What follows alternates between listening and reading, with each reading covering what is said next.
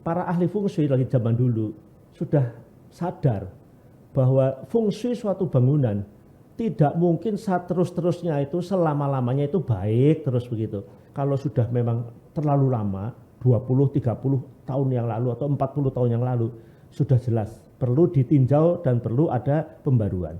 Kalau masih 20 tahun yang lalu, ya mungkin ada pembaruan tapi lebih sedikit. Bisa hanya pintu saja, bisa hanya kamar tidur saja, bisa hanya dapur saja, bisa 2 dari 3, bisa 3-3-nya, bisa tidak ada yang perlu diganti. Semuanya masih baik untuk masuk periode 9. Misalnya Anda kepengen masuk bidang politik, apakah Anda setelah mempersiapkan diri dengan pengetahuan yang berkaitan dengan hukum dan politik misalnya atau ekonomi, untuk supaya dia nanti pada saat dia memasuki jenjang ke situ menjadi pimpinan dan sebagainya, dia sudah punya bekal.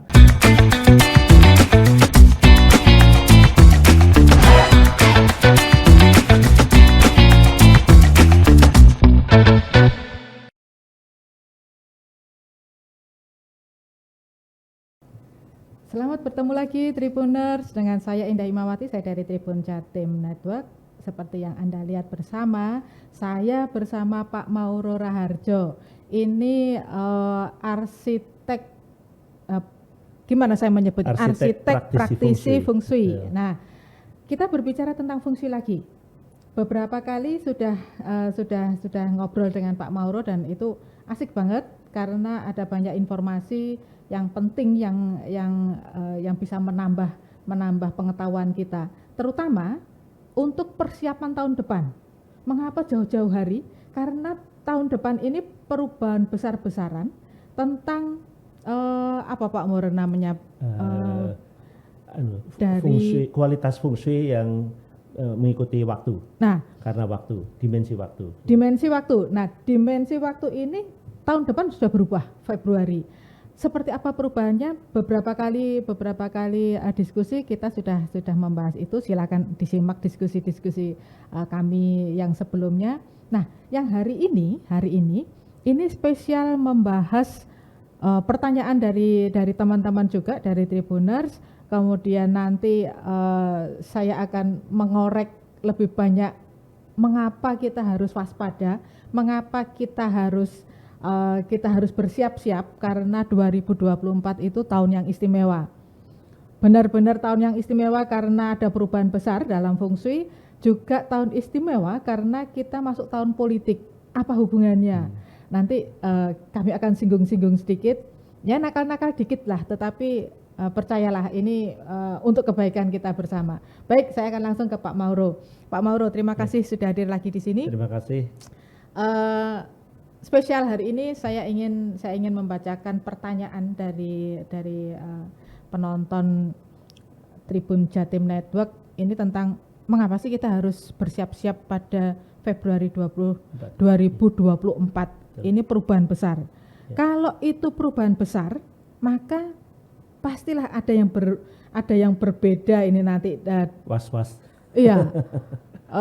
Kalau saya kembali pada diri saya Pak Mauro, ini peruntungan saya bagaimana? Padahal ini kan feng shui itu bukan perkara peruntungan, bukan hanya itu. Ada banyak sekali yang bisa kita gali dari feng shui dan logika begitu.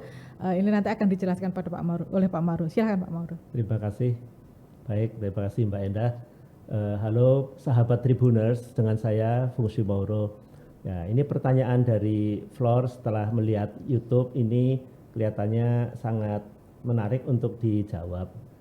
Pertanyaan pertama ini memang adanya mungkin satu rasa was-was ya, satu rasa kekhawatiran apa yang terjadi kalau ini terjadi perubahan. Nah, sudah kita bahas kenapa mungkin kita harus hati-hati karena para ahli feng shui lagi zaman dulu sudah sadar bahwa feng shui suatu bangunan tidak mungkin terus-terusnya itu selama-lamanya itu baik terus begitu. Ibaratnya kalau kita punya HP lalu ada baterainya, tidak mungkin baterai itu tahan terus, suatu ketika baterainya berkurang, habis energinya. Begitu juga baterai mengeluarkan energi di dalam rumah, fungsi rumah pun sama. Energinya sudah mulai habis dipakai dan perlu diperbarui ya, kalau dalam bahasa kita pakai HP itu di-charge lagi gitu. Nah, pertama itu. Tetapi secara teoritis kita lihat bahwa perubahan terjadi karena di dalam dimensi waktu planet-planet tertentu yang besar, terutama yaitu Jupiter dan Saturnus dengan bumi itu bisa di dalam waktu 20 tahun, setiap 20 tahun itu berada dalam satu sumbu. Nah, pada waktu itulah energi gelombang yang datang pada permukaan bumi itu berubah. Nah, itulah saat ketika akhir dari suatu periode feng shui itu habis. Maka kita juga lihat loh, ini 1 tahun lagi selesai nih periode 8. Artinya energinya sudah tidak baik lagi. Kita perlu melihat pada energi baru. Itulah yang kita sebut dengan feng shui periode 9. Nah, ini sebetulnya awalnya ini yang paling pokok gitu. Nah, lalu tadi pertanyaannya adalah terus bagaimana dengan rumah yang masing-masing ditempati oleh orang? Jawabannya sebetulnya sederhana. Ada yang tetap baik, ada yang sudah mulai kurang baik. Jadi jangan kaget kalau suatu ketika setelah kita masuk pada periode 9 dan bangunan tetap saja sama dengan bangunan yang lama, tanpa kita sadari energinya sudah haus, tentu saja akan mengalami perubahan nasib dan peruntungan. Nah, lalu memang orang suka tanya, apa orang kalau duduk di satu rumah yang fungsinya baik, otomatis nasibnya baik? Ya. Tunggu, karena yang disebut peruntungan di dalam feng shui itu adalah terbukanya kesempatan. Jadi saya ulangi, keberuntungan atau rezeki itu bukan berarti datang dengan sendirinya. Banyak orang pikir, ya kalau sudah bagus fungsinya, saya tinggal diam saja karena rezeki datang. Betul, rezeki datang berupa kesempatan, opportunities, chance. Nah, kalau kita tidak mengambil kesempatan itu, sebetulnya tidak ada apa-apa. Ya tidak ada rezeki yang datang. Tetapi dengan adanya perubahan energi, kalau kita pakai energi yang lama, ibaratnya kesempatan yang datang itu jarang. Tapi begitu kita perbarui energinya menjadi energi periode 9, maka dengan sendirinya kesempatan yang datang lebih banyak lagi. Katakanlah kalau kita bicara dengan angka misalnya dalam sebulan sedikit hanya ada 1-2 kesempatan. Tapi kalau kita punya fungsi yang baik rumahnya, maka kesempatan itu bisa sampai 10 kali atau lebih. Nah, inilah yang disebut dengan keberuntungan. Kalau keberuntungan itu sebagai kesempatan tidak dimanfaatkan, ya tidak ada apa-apa. Jadi jangan punya pikiran bahwa kalau ada perubahan itu otomatis akan baik. Nah, lalu kita kembali lagi pada pertanyaan tadi. Kalau saya punya rumah lama, dibangun sejak tahun 84, itu periode 7, dan tidak pernah diganti. Sampai sekarang tidak pernah diganti, 40 tahun. Jadi sudah 2 periode, periode 8 tidak ada perubahan, periode 9 tidak ada perubahan. Nah, tentu saja bintang yang ditinggalkan, ya. Jadi pada waktu masa periode 7, yaitu ketika kita berada pada masuk tahun 1984 sampai 2004, itu periode 7. Nah, waktu itu bintang-bintang yang berangka 7 atau yang dekat dengan 7, 6, 7, 8 itu bagus. 7, 8, 9 itu baik. Tapi begitu masuk periode 8, sekarang bintang 7 yang tadinya jaya di periode 7, begitu masuk periode 8 yang dimulai tahun 2004, itu disebut bintang keberuntungan yang sudah lewat. Jadi sebetulnya tenaganya sudah mulai berkurang. Ya. Demikian juga di periode 8, kita tahu bintang 8 itu yang paling sakti, istilahnya paling sakti itu energinya sangat positif, dan apabila kita duduk di satu sektor di dalam rumah dengan energi bintang 8, kesempatan yang tadi saya katakan itu datangnya lancar. Ya. Dan kita tidak banyak hambatan. Tapi begitu masuk periode 9, maka bintang 8, rezeki atau hoki bintang 8 ini meredup. Sudah redup. Nah, kita kan tidak sadar. Bukan itu saja, sahabat Tribuners. Kalau bintang 8 saja sudah mulai redup, apalagi bintang 7. Wah, lebih-lebih lagi begitu. Jadi kita perlu sadari hal ini. Ya, kalau kita sadari ini, berarti bintang 7 nanti pada periode 9 jauh lebih buruk daripada waktu masuk periode 8. Dan bintang 7 dikaitkan dengan kecurian, kerampokan, kekerasan, dan bintang 7 sendiri adalah bintang api, maka mudah terjadi kebakaran misalnya. Jadi kalau di waktu periode 8 tenang-tenang saja kita ada bintang 7 kan masih baru lewat sebentar istilahnya begitu. Tapi begitu masuk periode 9 buruk sekali. Misalnya di posisi situ ada panel listrik. Wah, ini ya kita bisa bayangkan ya secara logika juga kalau panel listrik itu sudah lebih dari 20 tahun apalagi sampai 40 tahun kan perlu pembaruan. Nah, kalau tidak, nah ini menjadi sumber-sumber misalnya kebakaran. Jadi kita bisa mendeteksi misalnya bangunan-bangunan lama kenapa kok terjadi kebakaran, sebetulnya kita bisa lihat dari bintang apa yang berada pada suatu bangunan pada periode tertentu, dilihat dari arah hadapnya. Nah, ini yang saya kira mungkin menarik Mbak Endah. Begitu penjelasannya mengenai pertanyaan tadi. Baik, logikanya begitu. Jadi begini, pertanyaan yang paling umum terjadi ketika ada perubahan, lalu rumah saya harus diapakan? Nah itu, nah, ini kan renovasi besar-besaran juga tidak mungkin. Iya, ya betul. Nah, jadi ini pertanyaan bagus sekali. Orang semua juga bertanya-tanya, kalau memang terjadi perubahan terus rumah saya diapakan? Pertama kita harus lihat beberapa jawaban yang bisa kita terangkan.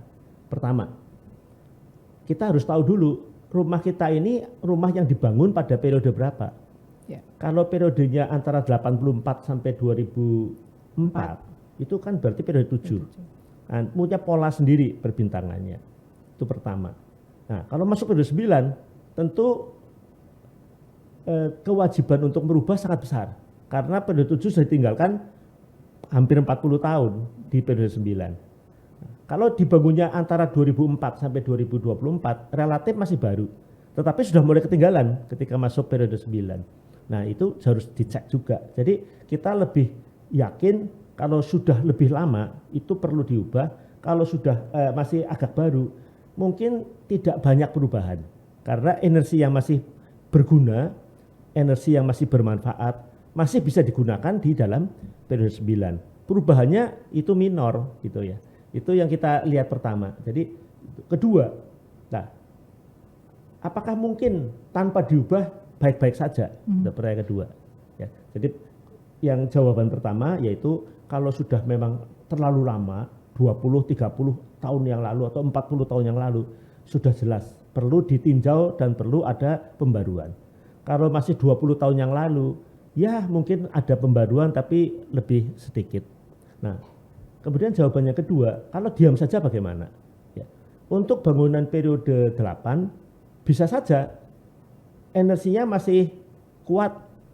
Ibaratnya kalau kita bicara HP lagi sebagai analoginya, ada HP yang memang baterainya tahan panjang ya.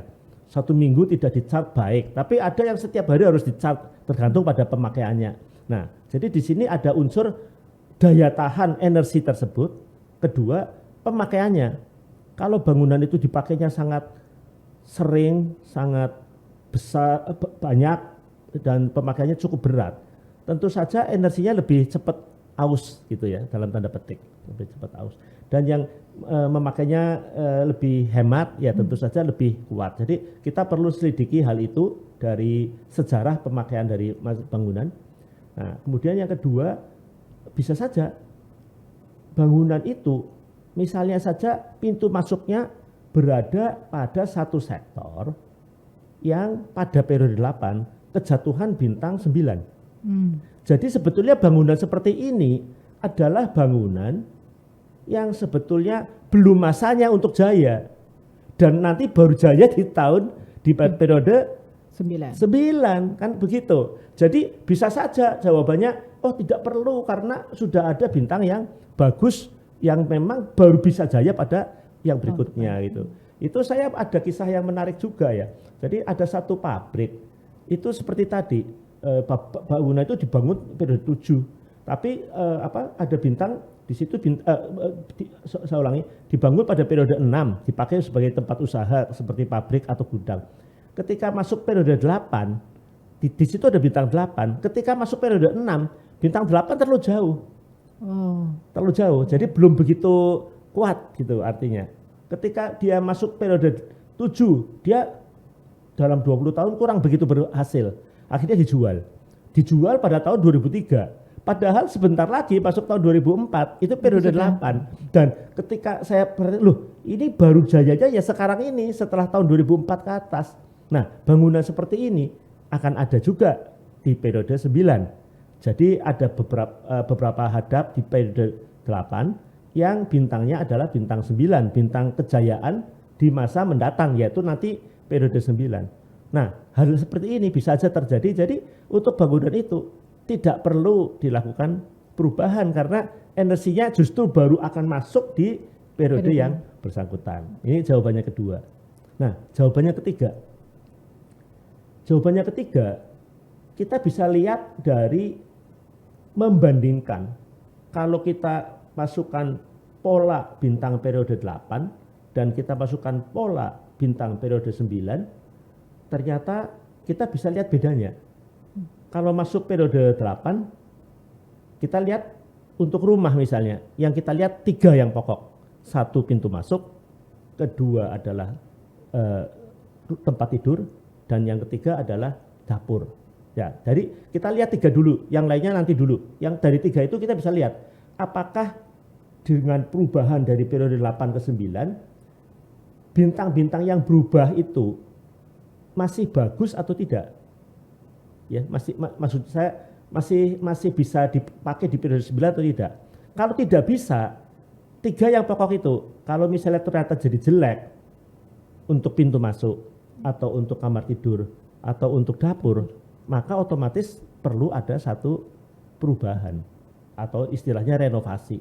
Nah, seberapa besar renovasi tergantung pada pengalaman dan pandai tidaknya seorang ahli feng shui untuk memecahkan masalah itu. Kalau dia pinter, mestinya perubahannya bisa kecil. Kalau yang kurang pinter, salah-salah diobrak-abrik rumahnya. Waduh, itu hal yang sangat memberatkan bagi pengguna feng shui. Jadi saya kira disitulah letak perbedaan antara satu dengan yang lain. Bisa aja seorang pengguna feng shui kapok ya, karena ternyata ahli feng shui mengharuskan seperti merobohkan bangunan misalnya, itu kan sudah berlebihan atau mungkin terlalu besar sekali yang tidak mungkin dicapai oleh yang bersangkutan.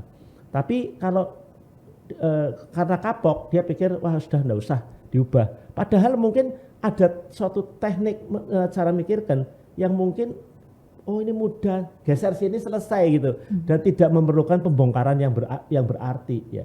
Jadi saya rasa disitulah letak pentingnya kita membicarakan masuk pada kasus-kasus sehingga kita lalu memahami oh ternyata tidak seburuk yang diduga oleh masyarakat tentang perubahan fungsi periode 8 ke periode 9. Saya kira itu, Mbak. Pak Mauro, boleh saya tanya? Tadi disebutkan 3. Ya, ini 3 yang utama. Ya. Pintu masuk, kamar tidur utama ini ya? Iya. Kamar tidur utama dapur. Dan dapur. Iya. Mengapa yang 3 ini penting? 3 ini, ya baik, terima kasih. Pertama, pintu masuk itu adalah mulutnya Qi. Mulutnya Qi itu artinya tempat yang terbuka pertama, energi masuk dari depan. Ya, jadi kalau kita meninggalkan rumah, yang pertama kita buka tentu pintu depan yang sering kita gunakan. Itu adalah sebagai mulut Qi. Qi itu ada energi feng shui. Itu yang pertama. Yang kedua, kenapa tempat tidur? Karena tempat tidur itu kita menggunakan paling lama. Antara 8 sampai 10 jam. Kalau sekarang ini kamar tidur bukan untuk tidur saja. Bekerja juga. Untuk bekerja, untuk main HP, untuk macam-macam. Bisa-bisa tinggal di dalam kamar tidur itu bisa 15, bisa lebih jam, apalagi sekarang orang banyak menempatkan kamar mandi di dalam kamar tidur, sehingga praktis tidak usah ke tempat lain lagi, cukup di kamar tidur saja. Itu ya, mengapa. Yang ketiga mengenai dapur. Dapur adalah tempat untuk memproduksi makanan. Dan makanan itu digunakan oleh manusia supaya dia bisa hidup. Ya, jadi saya kira bukan hidup untuk makan, tapi kita makan supaya kita tetap hidup. Jadi tempat untuk memproduksi makanan adalah faktor ketiga yang sangat penting. Jadi jangan sampai posisi dari dapur itu mendapat energi yang buruk. Nah, disinilah yang barangkali perlu diketahui bahwa apabila energi itu berubah, bukan saja buruk, tadi saya sudah katakan ada bintang 7 yang disebut Cising atau bintang 7 ya. Itu bintang 7 merah itu bahayanya kalau dia ketemu dengan bintang 2 di dalam satu pola perbintangan, apakah itu periode 8 atau periode 9. Kalau ketemu 2, maka akan bergabung 72 itu menjadi api. 7 itu api. 7 itu api, saudara. Tapi kalau ketemu 2, apes karena api. Oh. Nah, jadi apes karena api itu namanya ada kecelakaan atau ada bahaya atau sesuatu yang berkaitan dengan api yang mencelakakan. Maka biasanya saya selalu peringatkan, hati-hati loh, dapur Anda jatuh di 72. Nah, kalau dia misalnya dari periode 8 tidak masuk pada angka 72, tapi begitu masuk periode 9 menjadi 72, waduh, ini tidak bisa ditawar ini, karena mungkin saja pintu masuk masih baik, kamar tidur masih baik, dapur yang menjadi masalah. Nah, bisa salah satu dari ketiga fungsi domestik tadi, bisa hanya pintu saja, bisa hanya kamar tidur saja, bisa hanya dapur saja, bisa 2 dari 3, bisa 3-3-nya, bisa tidak ada yang perlu diganti, semuanya masih baik untuk masuk periode 9. Begitu. Jadi saya kira untuk gampangnya, untuk lebih kita simple, sederhana, yang dilihat 3 itu dulu utama. Nah, itu kalau 3 itu sudah dipenuhi, ya kalau kita bicara nilai dari 1 sampai 10, nilainya sudah 8 sampai 9 gitu. Jadi sudah cukup baik. Nanti yang lainnya sifatnya minor. Sifatnya minor ya. Ada aja pasti masalah-masalah kecil yang masih perlu dibenahi dalam fungsi, tapi sudah tidak terlalu penting kecuali 3 hal itu. Pak Mauro, kalau menghitung 3 tadi, pintu masuk, kamar tidur dan dapur. Itu kan kita menghitungnya itu berdasarkan kepala keluarga. Tunggu. Bukan? Ya, bagus sebenarnya.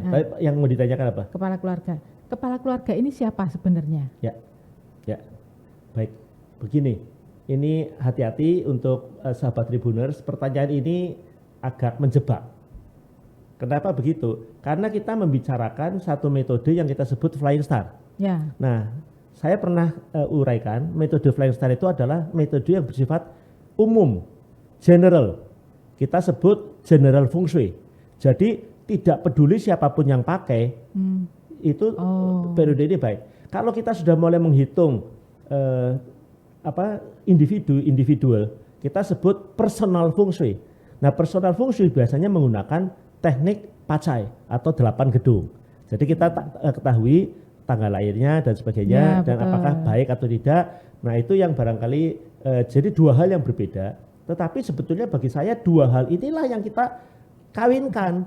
Jadi yang dari cara general baik, yang dari cara personal juga baik. Nah, dua-duanya ini harus kita lihat. Nah, menurut saya ramenya itu di situ. Jadi nanti kita bisa lebih dalam.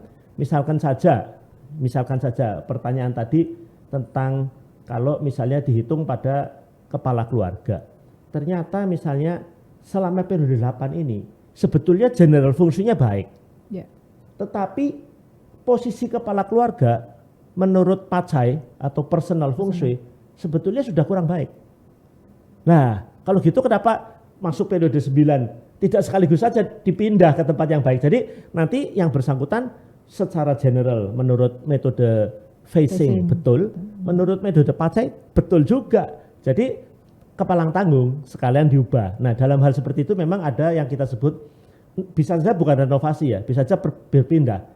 Misalnya, ternyata kamar yang lebih bagus ada di situ, di depan, bukan di belakang, atau bukan di tengah, tetapi di depan atau samping kanan kiri. Nah, paling-paling nanti, waduh, kalau ini untuk kamar tidur utama kan terlalu kecil. Nah, di sini problemnya. Nah, maka perkataan apakah perlu renovasi tidak, tentu sifatnya sangat kasuistik. Sesuai kebutuhan. Iya, sesuai kebutuhan. Tetapi pertanyaannya baik sekali. Sebetulnya pertanyaan saya sebut menjebak, tetapi baik. Jadi kita sekarang, para sahabat Tribuner sekarang harus perlu sadari bahwa 2 teknik ini adalah 2 teknik yang berbeda. Tapi kita mengharapkan dua-duanya harus baik. Gitu. Jadi kalau nanti kita masuk kasus juga dua-duanya ini masih bagus enggak untuk cara pacai, ini bagus enggak untuk cara Flying Star. Nah, lalu kompromi dari kedua itu yang mana? Yang paling optimal. Jadi kita tidak bicara lagi maksimal. Yang paling optimal sehingga kita dapatkan solusi yang terbaik untuk feng shui gitu. Mengapa saya tanyakan itu karena tahun depan ini tahun politik, Pak. Betul. Oh iya, betul. Ini kan pastilah tokoh personal itu tadi akan muncul. Betul. Kalau personal itu muncul kemudian digabungkan dengan teknik yang facing itu, Ya, itu kan kita mengambil baik sama baik. betul. Tapi kan belum tentu jadinya seperti itu. Iya, Ini betul. bagaimana caranya tur? Ya, Ini loh kok tur, aduh. Kemudian ini ada enggak contoh yang pernah Iya. Pak Mauro tangani, Iya. kemudian ini ada hubungannya dengan personal dan secara general tadi. Betul. Betul. Ya, terima kasih. Terima kasih. Baik, sahabat Tribuners, sebetulnya pemanfaatan fungsi itu sangat luas. Kadang-kadang orang hanya berpendapat, oh saya pakai fungsi supaya saya lebih makmur. Kebanyakan kan begitu. Terus selama ini saya kurang begitu maju. Saya harapan pakai fungsi supaya saya bisa lebih baik. Itu yang general ya. Ada juga yang sekarang mereka bagi pengguna fungsi yang umurnya di atas 60 tahun, lalu pikir, saya pengen fungsi rumah saya memberi saya sehat. Saya makin usia mungkin mudah terkena gangguan kesehatan dan sebagainya. Jadi nomor satu, saya pengen supaya lebih sehat. Dan yang ketiga itu adalah untuk kebahagiaan, untuk happiness. Ya, jadi misalkan karirnya maju, ya. Kemudian juga sehat. Ya. Masalah keuangan boleh dibilang tidak ada, tapi di rumah ramai terus. Antara suami istri atau antara orang tua dengan anak atau antara anak dengan anak ribut terus begitu misalnya, itu pasti ada pengaruh fungsi yang ada. Jadi orang tuh lihat ini lebih baik saya mencari rumah yang adem supaya harmonis semuanya, saya bisa merasa happy pulang ke rumah happy daripada pulang ke rumah yang ada perang di antara anggota keluarga. Nah, lalu ada lagi yang tadi dikatakan. Nah, kadang-kadang orang juga menyongsong momen-momen tertentu, misalnya kita sebut pilkada. Nah, saya rasa sudah puluhan tahun ini saya mengalami beberapa klien yang kebetulan ikut serta di dalam kontestasi, apakah itu sebagai anggota legislatif ataupun anggota eksekutif, baik dari tingkat camat sampai tingkat ke menteri dan sebagainya ya, atau bahkan satu jenjang, misalnya dari jenjang militer, baik dari pangkat rendah sampai pangkat tertinggi gitu ya. Itu seringkali menanyakan apakah rumah punya pengaruh pada hal ini atau tidak. Nah, menurut saya ini sangat menarik karena dari salah satu yang saya tangani, kebetulan calon kontestan ini akan meraih satu kedudukan sebagai pimpinan daerah. Nah, dia menanyakan itu, saya melihat posisi fungsi rumahnya dan saya kaget, waduh, ini kok kurang menunjang gitu ya, kurang menunjang gitu. Jadi saya anjurkan bagaimana kalau misalnya dicarikan yang lebih baik. Sebab tidak mungkin dalam beberapa bulan ke depan itu sudah mulai ada pilkada dan lalu dipikirkan, wah kalau begitu kalau kurang cocok apakah harus direnovasi? Tidak mungkin, renovasi makan waktu bisa 3 bulan, 4 bulan, sudah terlambat gitu. Jadi saya tanyakan, apakah Anda punya rumah lain? Tidak ada, Pak. Kebetulan saya paling bisa kembali kepada rumah orang tua, misalnya begitu. Boleh enggak lihat rumah orang tua? Saya bilang begitu. Lalu saya lihat, loh kebetulan sekali, dia sangat kebetulan. Loh inilah rumah yang paling cocok secara fungsi yang menunjang Anda di dalam karir Anda dalam dunia itu tadi ya, dalam bidang eksekutif, legislatif yang khususnya berkaitan sama pilkada. Dan ya alhamdulillah ternyata yang bersangkutan menang kontestasi setelah menempati posisi tersebut. Nah, saya rasa perlu saya jelaskan di sini ada 3 faktor keberuntungan. Ada 3 faktor keberuntungan. Faktor keberuntungan pertama itu kan dari yang kita hitung, yang kita sebut dengan nasib dan peruntungan. Ada banyak metode untuk menghitung nasib peruntungan. Salah satu yang terkenal itu namanya PACE. PACE dalam bahasa Inggris 4 Pillars of Destiny. Jadi kita bisa lihat apakah seseorang memang sudah masanya memang akan masuk pada jenjang yang lebih tinggi, baik di bidang komersial atau di bidang non komersial, sosial ataupun di bidang politik gitu. Jadi kelihatan dari situ. Itu faktor pertama. Faktor kedua itu adalah feng shui. Kalau feng shui itu menunjang atau tidak dalam dia meningkatkan karirnya dari yang bawah menjadi naik ke tempat atas. Nah, ini yang kedua. Nah, yang ketiga yang tidak terjamah di dalam suatu konsultasi misalnya feng shui, karena hanya ada untuk destiny dan ada untuk feng shui. Yang ketiga itu adalah yang bersangkutan sendiri. Yuk mempunyai mempunyai upaya-upaya tidak untuk menuju kepada karir Anda. Misalnya Anda kepengen masuk bidang politik.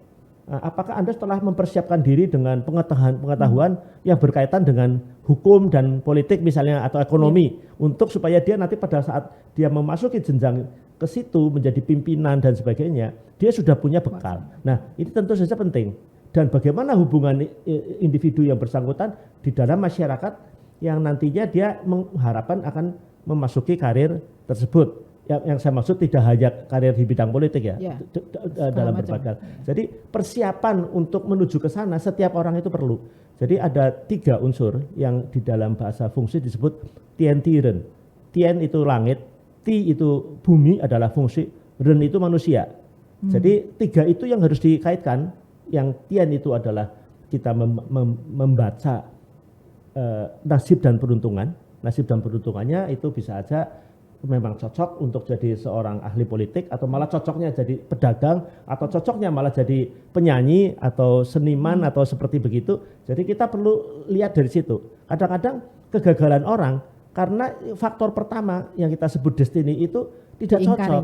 Iya, orang cocoknya misalnya jadi misalnya insinyur, orang tuanya mendorong dia kamu harus jadi anggota DPR atau anggota DPRD atau jadi bupati atau jadi camat. Wah, ini bertentangan gitu. Atau sebaliknya, cocoknya itu menjadi seorang guru, tetapi dia didorong untuk menjadi pedagang. Ya, ini langkah pertama. Jadi sebetulnya ilmu membaca nasib dan peruntungan setiap orang itu memerlukan supaya bisa tahu. Memang ada orang yang bakatnya tidak hanya di satu bidang, bisa aja di all round ya. Itu bisa, ini bisa, ini bisa. Kadang-kadang juga orang tergantung pada masanya. Ada yang pada misalnya masanya, oh dia mungkin bagus jadi politik, ahli politikus. Tapi setelah usia 50 lebih cocok jadi misalnya pedagang misalnya. Atau dibalik, tadinya dia seorang pedagang, kemudian dia menekuni bidang politik. Itu banyak terjadi, banyak itu Mbak Ida. Jadi saya lihat banyak sekali para, misalnya aja kita lihat ya, artis-artis yang terkenal penyanyi, kita dengar, oh dia menjadi anggota DPRD, ada yang jadi bahkan wakil gubernur atau bahkan gubernur, banyak itu. Artinya apa? Kita perlu mengetahui sebetulnya dalam segi destiny, memang dia sedang memasuki masa yang mana, dan dia bisa masuk pada lini itu. Jadi itu yang pertama. Yang kedua, kita lihat fungsinya, fungsi yang mendukung dia menjadi seorang apapun di dalam karir ya supaya maju, itu perlu kita pelajari. Yang kedua.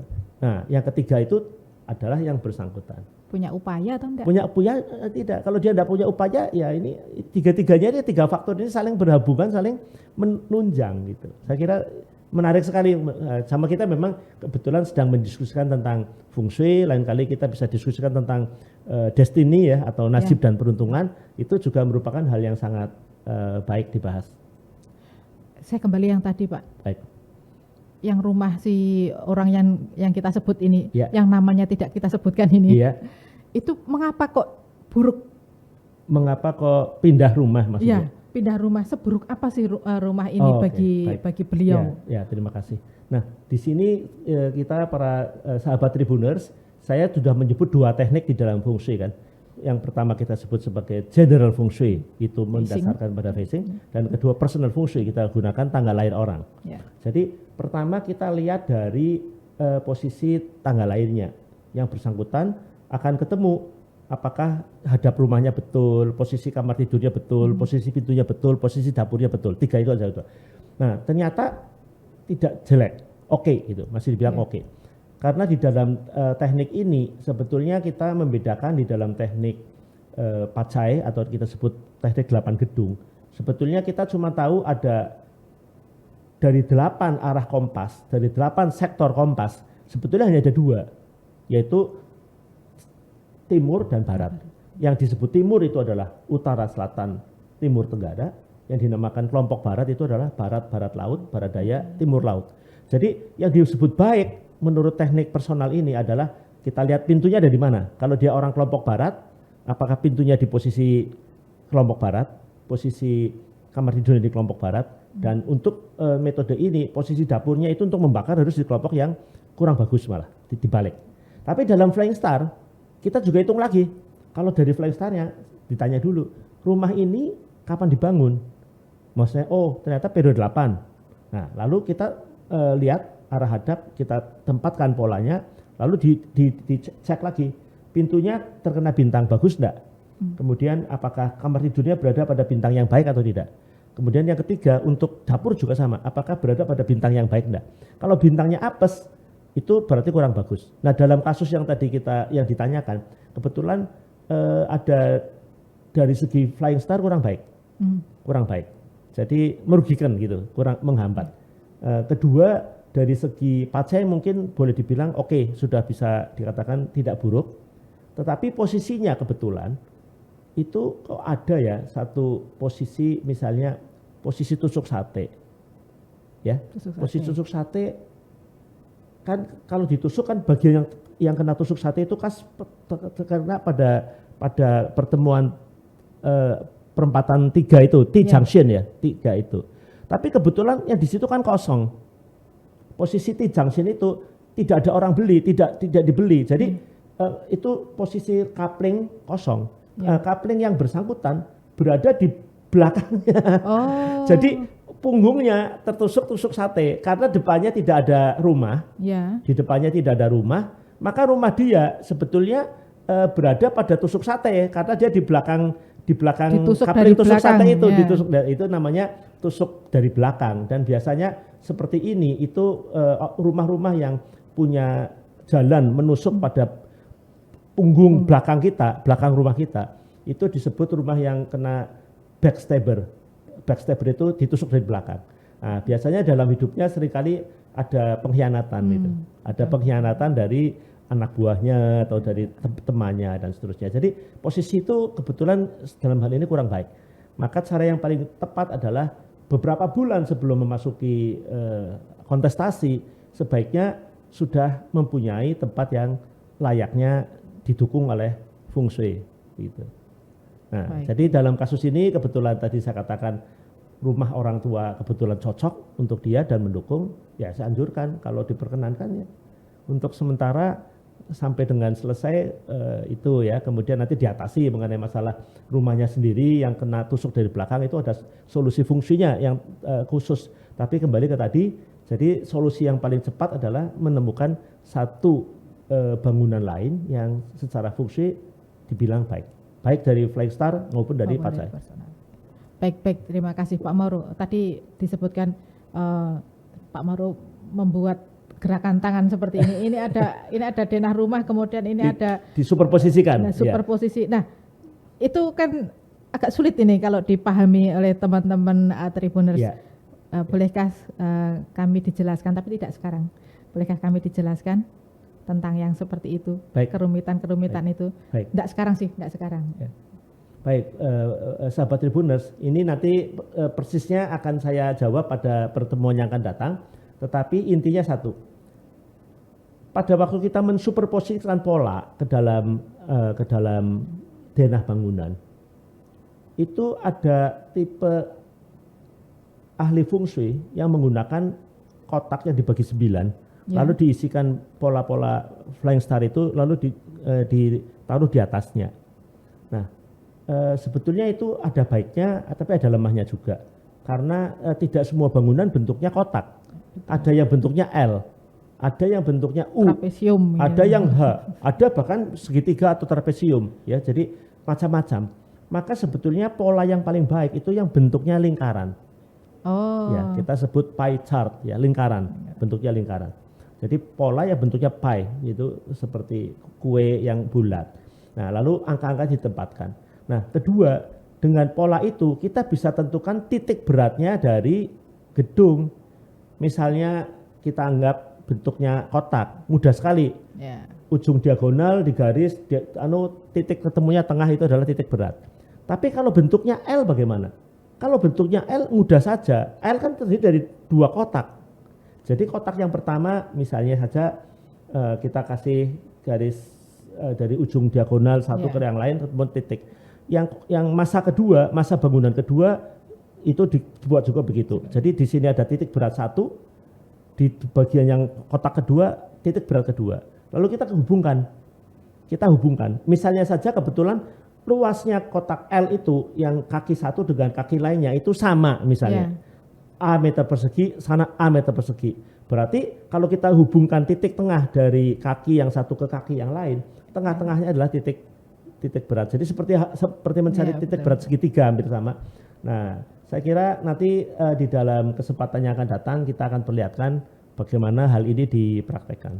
Baik, terima kasih Pak Mauro. Teman-teman, ini nanti kita tagih Pak Mauro praktik bagaimana menggunakan pie chart tadi untuk denah rumah kita, untuk denah pabrik, untuk denah kantor dan seterusnya. Baik, yang ini kali ini saya tutup sampai di sini dulu.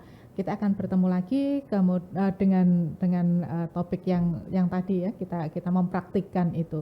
Baik, terima kasih Tribuners atas kebersamaannya. Terima kasih Pak Mauro atas diskusi ini. Semoga istimewa, pasti bermanfaat. Baik, saya Endah Imawati, saya pamit. Sampai jumpa lagi.